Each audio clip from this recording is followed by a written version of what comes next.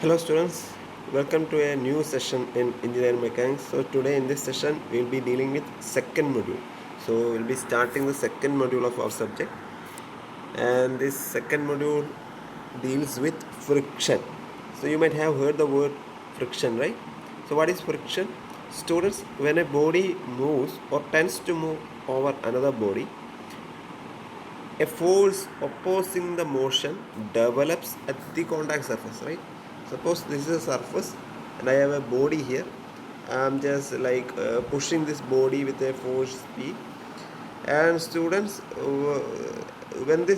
body when this body is applied with a force P, naturally there will be an opposing force developed at the contact surface. Actually it is developed in this. If this is a surface, between this surface and body, a frictional force develops. So what is this frictional force? This force is nothing but it opposes frictional forces. The force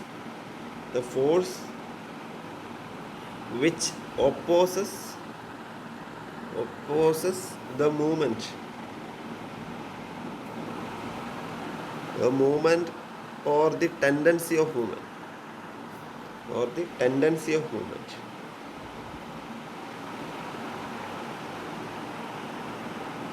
is called friction, or frictional force is friction, or we will call it as frictional force also. Okay. അപ്പോൾ എന്താണ് frictional force എന്ന് വെച്ചാൽ, ഒരു body move ചെയ്യുന്നുണ്ടെങ്കിലോ അല്ലെങ്കിൽ move ചെയ്യാനുള്ള tendency ഉണ്ടെങ്കിൽ തന്നെ വേറൊരു ഫോഴ്സ് ഇതിനെ ഒപ്പോസ് ചെയ്യുന്ന രീതിയിൽ ഡെവലപ്പ് ചെയ്യും. എവിടെ? ആ കോണ്ടാക്ട് സർഫസ് ഡെവലപ്പ് ചെയ്യും. അതിന് മോഷൻ ഒപ്പോസ് ചെയ്യുന്ന രീതിയിൽ ആ ഫോഴ്സിനാണ് നമ്മൾ എന്ത് വിളിക്കുക? ഫ്രിക്ഷൻ എന്ന് വിളിക്കുക. ഓക്കെ, ഫ്രിക്ഷൻ എന്ന് വിളിക്കുക. അപ്പോൾ you will be having A doubt that we haven't considered the friction in our previous module, or the problems we have dealt with in the previous module, right? Because അവിടെ നമ്മൾ എല്ലാ പ്രോബ്ലത്തിലും smooth surface എന്ന് എടുത്തിരുന്നു. അപ്പോൾ ഈ smooth surface എന്ന് എടുത്തു കഴിഞ്ഞാൽ നമ്മൾ assume that friction, there is that no friction, അവിടെ ഫ്രിക്ഷൻ ഇല്ലാന്ന് അസ്യൂം ചെയ്യും. അപ്പോൾ സ്മൂത്ത് സർഫസ് എന്ന് ക്വസ്റ്റ്യനിൽ കണ്ടു കഴിഞ്ഞാൽ അവിടെ നമ്മൾക്ക് ഫ്രിക്ഷണൽ ഫോഴ്സ് നെഗ്ലക്റ്റ് ചെയ്യാം, അല്ലെങ്കിൽ അസ്യൂം ചെയ്യാം അവിടെ ഫ്രിക്ഷൻ ഫോഴ്സ് 0 ആണെന്ന് അസ്യൂം ചെയ്യാം. അപ്പോൾ സ്മൂത്ത് സർഫസ് എന്ന് പറയുന്നത് ഫ്രിക്ഷൻ 0 ആവുന്ന കേസാണെങ്കിൽ ഏത് തരം സർഫസിലായിരിക്കും, അല്ലെങ്കിൽ ഫ്രിക്ഷൻ ഡെവലപ്പ് ചെയ്യാനുള്ള കാരണം എന്തായിരിക്കും? ഫ്രിക്ഷൻ ഡെവലപ്പ് ചെയ്യാനുള്ള കാരണം is due to motion, due to resistance to motion offered by minutely projecting particles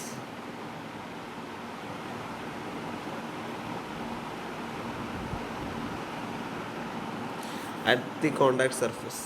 അപ്പോൾ കോണ്ടാക്ട് സർഫസിലുള്ള മൈന്യൂട്ട്ലി പ്രൊജക്റ്റിംഗ് പാർട്ടിക്കിൾസ് ഓഫർ ചെയ്യുന്ന റെസിസ്റ്റൻസ് ആണ് ആക്ച്വലി എന്ത്? ഫ്രിക്ഷൻ എന്ന് പറയുന്നത്. Suppose this is the surface. So we may feel that this surface is smooth, but when you look at this surface in a microscopic view, there will be some projecting particles, right? Like this.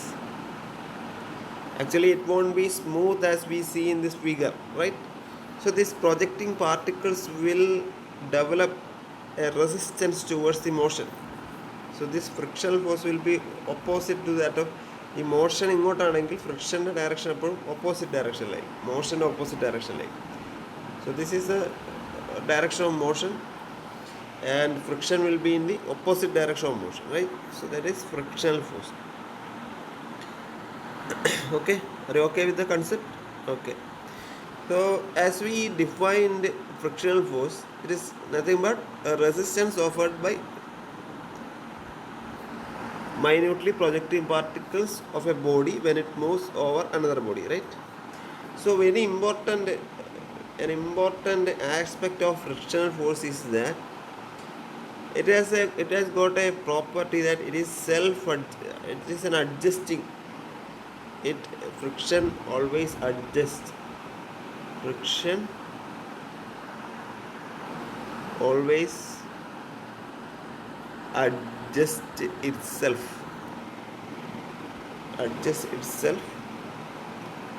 in magnitude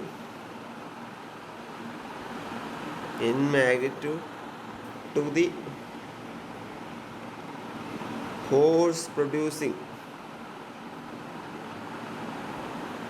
the motion. അതായത് motion generate ചെയ്യുന്ന ഫോഴ്സിന് അനുപാതികമായിട്ട് friction എപ്പോഴും adjust ചെയ്യും, അതായത് equal ആയിരിക്കും. Suppose ഇതാണ് എൻ്റെ surface. ഈ സർഫസിൽ ഞാനൊരു ബോഡി വെച്ചു. ഇതിനൊരു ഇനീഷ്യലി ഞാനൊരു 5 ന്യൂട്ടൺ കൊടുത്തു പുഷിങ് ഫോഴ്സ് കൊടുത്തു. അപ്പോൾ നാച്ചുറലി ഫ്രിക്ഷൻ ഓപ്പോസിറ്റ് ഡയറക്ഷനിൽ ജനറേറ്റ് ആവും. അതിൻ്റെ വാല്യൂ 5 ന്യൂട്ടൺ തന്നെ ആയിരിക്കും. ഇനിയിപ്പോൾ ഞാനിത് ഇൻക്രീസ് ചെയ്ത് 6 ന്യൂട്ടൺ ആക്കി കഴിഞ്ഞാൽ ഇതും 6 ന്യൂട്ടൺ ആയിട്ട് ഇൻക്രീസ് ആവും, റൈറ്റ്. ഇനിയത് ഞാൻ കുറച്ചിട്ട് 3 ന്യൂട്ടൺ ആക്കി കഴിഞ്ഞാൽ ഇതും 3 ന്യൂട്ടൺ ആവും.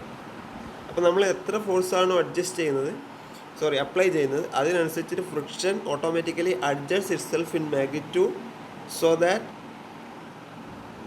It's value will be equal to the applied force. അപ്പോൾ അപ്ലൈഡ് ഫോഴ്സിന് ഈക്വൽ ആയി കഴിഞ്ഞാൽ എന്താണ് ഇവിടെ 3 ന്യൂട്ടൺ ഇങ്ങോട്ട് ഞാൻ അപ്ലൈ ചെയ്യുന്നുണ്ടെങ്കിൽ 3 ന്യൂട്ടൺ ഫ്രിക്ഷണൽ ഫോഴ്സും വരുന്നുണ്ട്. അപ്പം നെറ്റ് ഫോഴ്സ് എന്തായി? നെറ്റ് ഫോഴ്സ് 0 അല്ലേ? നെറ്റ് ഫോഴ്സ് 0 വെച്ചാൽ there will be no motion. If net force is 0,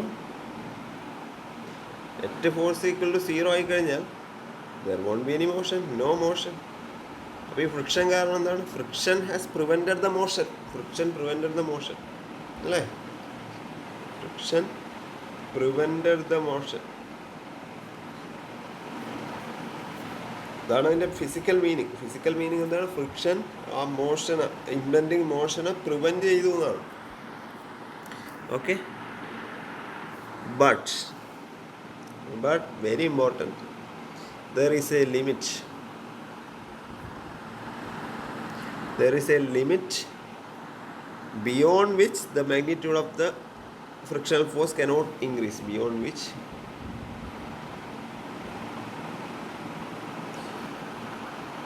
Magnitude of friction cannot increase.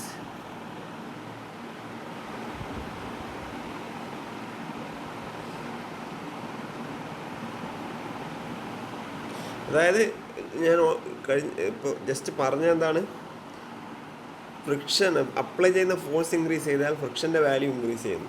പക്ഷേ there is a particular limit beyond which even if the applied force is increased, the friction force will not increase beyond that particular value or magnitude, right? അപ്പോൾ ഈ friction ഫോഴ്സിന് increase ചെയ്യാൻ പറ്റുന്നതിനൊരു limit ഉണ്ട്. ഒരു ലിമിറ്റിനപ്പുറം അതിന് friction force increase ചെയ്യില്ല. That particular limit is called, ആ ലിമിറ്റിനെ നമ്മൾ വിളിക്കുന്ന പേരാണ് ലിമിറ്റിംഗ് ഫ്രിക്ഷൻ.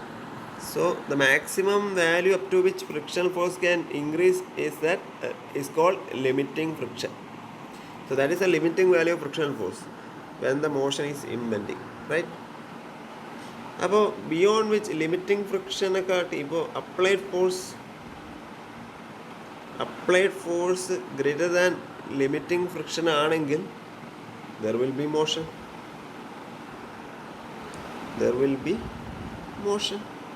അല്ലേ?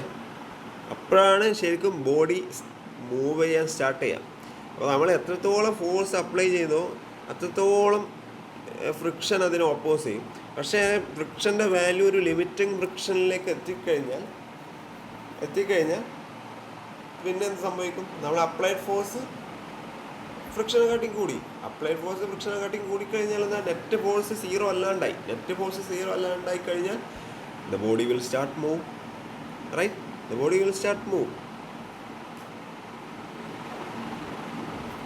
Okay, അപ്പോൾ when the body remains at rest, body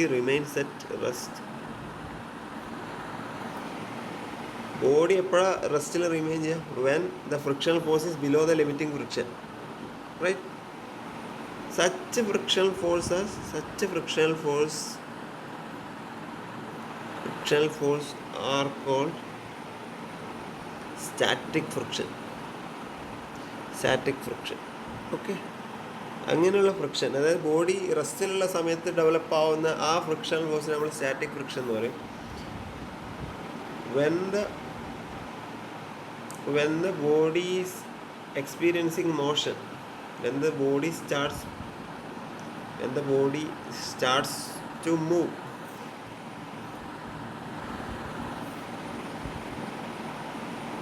അവിടെയുള്ള ഫ്രിക്ഷൻ നമ്മൾ ഡൈനാമിക് ഫ്രിക്ഷൻ എന്ന് പറയും.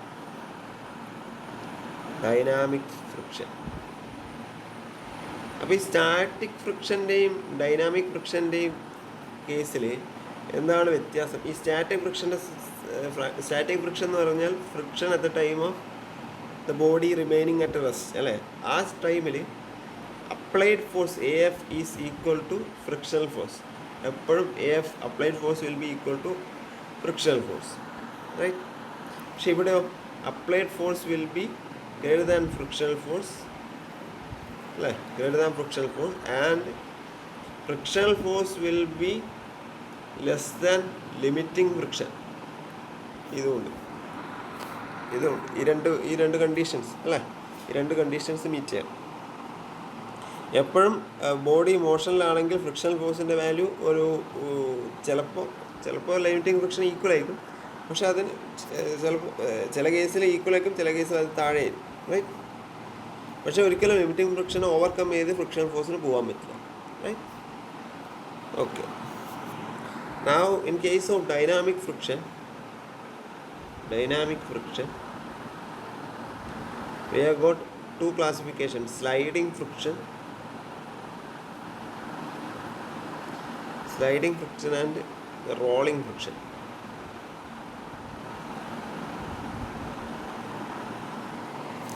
Sliding friction and rolling friction, right? അപ്പോൾ എന്താണ് ഈ sliding friction? Just as we so, ഒരു സർഫസ് ഉണ്ട്, ബോഡി ഉണ്ട്, ഇവിടെ ഫോഴ്സ് അപ്ലൈ ചെയ്ത് കഴിഞ്ഞാൽ നാച്ചുറലി എന്തൊക്കെ ഫോഴ്സ് ഉണ്ടാവും? ഒന്ന് ഇതിൻ്റെ വെയിറ്റ് ഉണ്ടാവും അല്ലേ? വെയിറ്റ് W താഴേക്ക് ഉണ്ടാവും, അപ്ലൈഡ് ഫോഴ്സ് P ഉണ്ടാവും, ഫ്രിക്ഷണൽ ഫോഴ്സ് F ഉണ്ടാവും, വേറൊരു ഫോഴ്സും കൂടി ഉണ്ട്. എന്താണെന്ന് പറയാൻ പറ്റുമോ? Since the body is in contact with another body, at the contact of surface, in perpendicular direction, there will be a reaction force N. So N is nothing but normal reaction. Okay, normal reaction. അപ്പോൾ ഒരു normal reaction force ഉണ്ടാവും. നമ്മൾ reaction ഫോഴ്സിനെ കുറിച്ച് നമ്മൾ first മോഡ്യൂളിൽ പഠിച്ചതാണ്. Okay, right. അപ്പോൾ ഇത്രയും ഫോഴ്സ് ഉണ്ടാവും. അപ്പോൾ ഇവിടെ മോഷൻ വിൽ ബി സ്ലൈഡിങ്, കാരണം ഇതൊരു ബ്ലോക്കാണ് അല്ലേ? ഇത് ബ്ലോക്കാണ്.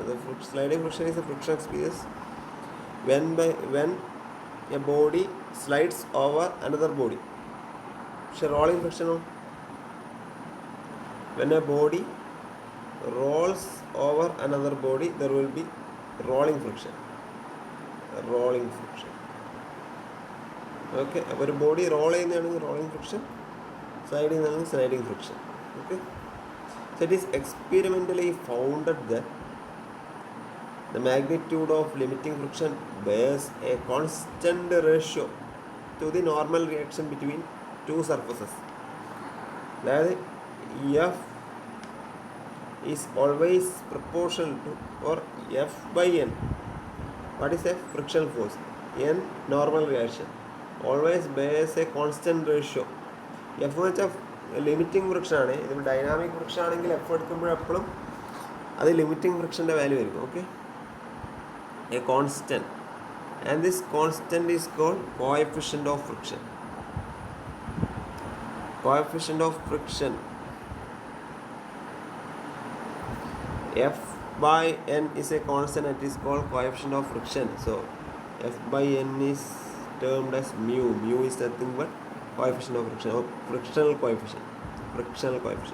അപ്പോൾ F ലിമിറ്റിംഗ് ഫ്രിക്ഷൻ ആണ്, കാരണം മൂവ്മെൻറ്റ് ബോഡി മൂവ് ചെയ്യുന്നുണ്ടെങ്കിൽ നമ്മൾ എടുക്കുന്ന ഫ്രിക്ഷൻ്റെ വാല്യൂ എപ്പോഴും ആ മാക്സിമം വാല്യൂ, അത് ലിമിറ്റിംഗ് ഫ്രിക്ഷൻ എന്ന് വെച്ചാൽ normal reaction. Okay, normal reaction ഓർത്ത് വെക്കുക. ഓക്കെ, നമ്മൾ ലോസ് ഓഫ് ഫ്രിക്ഷൻസ് പറയണം. ലോസ് ഓഫ് ഫ്രിക്ഷൻ എന്ന് പറയുന്നത് ഓർ കൂളംസ് ലോ എന്ന് പറയും.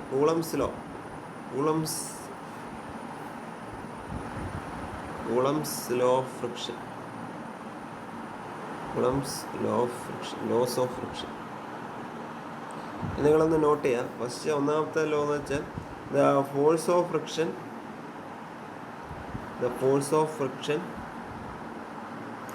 always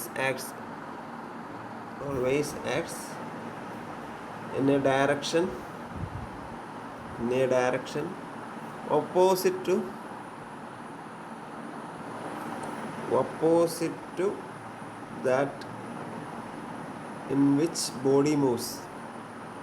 അപ്പോൾ ബോഡിയുടെ മോഷൻ്റെ ഡയറക്ഷൻ ഓപ്പോസിറ്റ് ആയിരിക്കും എപ്പോഴും ഫ്രിക്ഷണൽ ഫോഴ്സ് ആക്ട് ചെയ്യാം. റൈറ്റ്, ഇതൊന്നാമത്തെ ലോ, ഇത് നിങ്ങൾ ഓൾറെഡി മനസ്സിലാക്കി കഴിഞ്ഞു. So second law is nothing but till the limiting value is reached,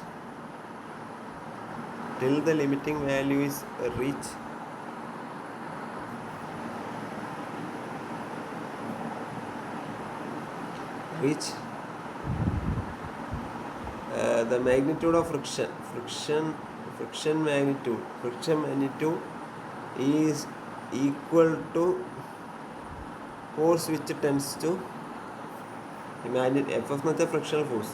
ഇത് ഇങ്ങനെ ഇട്ടാൽ മാഗ്നിറ്റ്യൂഡ് എന്നല്ല അതിൻ്റെ മീനിങ്, അതറിയാമല്ലോ. So force which tends to move the body. അപ്പോൾ അത് നമ്മൾ ഓൾറെഡി ഡിസ്കസ് ചെയ്തു. ഫ്രിക്ഷൻ അതിൻ്റെ ലിമിറ്റിംഗ് വാല്യൂ എത്തുന്നവരെ എപ്പോഴും അപ്ലൈഡ് ഫോഴ്സ് എന്തായിരിക്കും? അപ്ലൈഡ് ഫോഴ്സിന് ഈക്വൽ ആയിരിക്കും മാഗ്നിറ്റ്യൂഡ് ഓഫ് ഫ്രിക്ഷൻ, അല്ലേ? തേർഡ് പോയിന്റ് എന്ന് പറയുന്നത് magnitude of limiting friction bears a constant ratio to the normal reaction between the two surface of contact and the ratio is for mu equal to F/N. അതായത് frictional force, അതായത് ഇപ്പോൾ static friction ആണെങ്കിൽ applied ഫോഴ്സിൻ്റെ equal ആയിരിക്കും F എന്ന് പറയുന്നത്.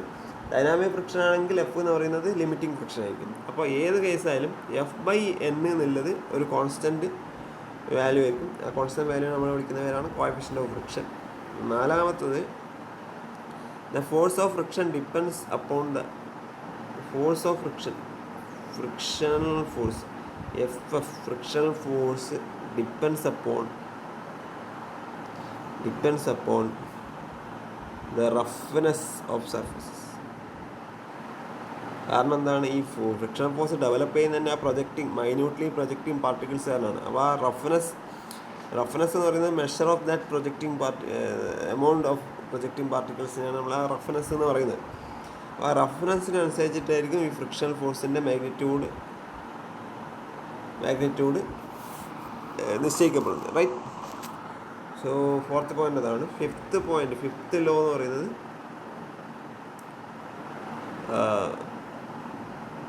after the body starts the force of friction is independent of area. Frictional force is independent of area.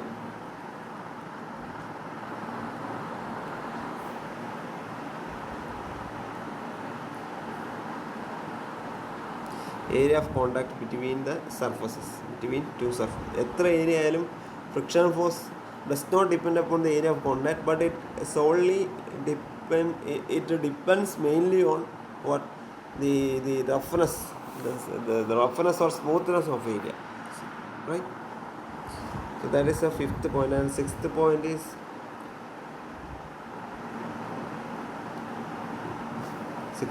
actually here mu is equal to again limiting friction by n in case of dynamic friction. രണ്ടും same ആണ്. ഞാൻ നേരത്തെ static ഫ്രിക്ഷൻ്റെ കേസിലാണ്. Dynamic ഫ്രിക്ഷൻ്റെ കേസിൽ the limiting friction the magnitude of limiting friction always bears a constant ratio with the normal force and it's equal to coefficient of dynamic friction. mu എന്ന് വെച്ചാൽ ഇവിടെ coefficient of dynamic friction എന്ന് പറയും. ഇത് വെച്ചാൽ സ്റ്റാറ്റിക്കിൻ്റെ കേസിൽ F here F എന്താണ്? F വെച്ചാൽ ഫ്രിക്ഷണൽ ഫോഴ്സ്. അപ്പോൾ ഈ കേസിൽ ഫ്രിക്ഷണൽ ഫോഴ്സിൻ്റെ വാല്യൂ എന്ന് പറയുന്നത് അപ്ലൈഡ് ഫോഴ്സിന് ഈക്വൽ ആയിരിക്കും. അതേ വ്യത്യാസമുള്ളൂ. സംഭവം രണ്ട് സെയിം ആണ്. പക്ഷേ സ്റ്റാറ്റിക്കിൻ്റെ കേസിൽ അപ്ലൈഡ് ഫോഴ്സിന് ഈക്വൽ ആയിരിക്കും ഫ്രിക്ഷൻ ഫോഴ്സ്. ഡൈനാമിക് കേസിൽ ലിമിറ്റിംഗ് ഫ്രിക്ഷൻ ആയിരിക്കും ഫ്രിക്ഷൻ എന്ന് പറയുന്നത്. അപ്ലൈഡ് ഫോഴ്സ് ലിമിറ്റിംഗ് ഫ്രിക്ഷനെ കാട്ടി അല്ലെങ്കിൽ ഫ്രിക്ഷനെ കാട്ടി കൂടുതലായിരിക്കും. അത് ഡിഫറൻസ് മനസ്സിലായോ? അപ്പോൾ ഈ കേസിൽ ജസ്റ്റ് മ്യൂ എന്ന് പറയുന്നത് എന്താണ് coefficient of friction. Generally coefficient of friction എന്ന് പറയും. ഇവിടെ വേണമെങ്കിൽ മ്യൂവിനെ നമുക്ക് കോഎഫിഷ്യന്റ് ഓഫ് ഡൈനാമിക് ഫ്രിക്ഷൻ എന്നും പറയാം. നിങ്ങൾ കൺഫ്യൂസ് ആവുകയൊന്നും വേണ്ട, രണ്ടും സെയിം തന്നെ, റിലേഷൻ സെയിം ആണല്ലോ. അതായത് frictional force divide by N is always a constant and that constant is nothing but coefficient of friction. ഇത്രയും കാര്യം നിങ്ങൾ മനസ്സിലാക്കുക.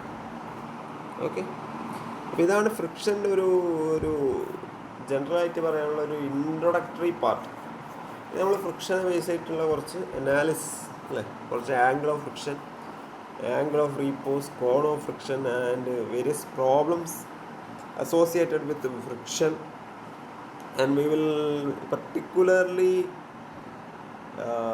have a discussion about components called wedge and ladder where friction is an integral part. Okay, wedge എന്താണെന്ന് നിങ്ങൾക്ക് അറിയില്ലേ? Wedge, ladder, ഈ രണ്ട് കേസും സിലബസിൽ എടുത്ത് പറയുന്നുണ്ട്. So we have to discuss about wedge and ladder. So we'll be discussing all those things in the coming sessions. So for the time being, I'm concluding this session. So hope you have understood the concept of friction, and if you got any doubt, you can contact me. Feel free to contact me. Thank you.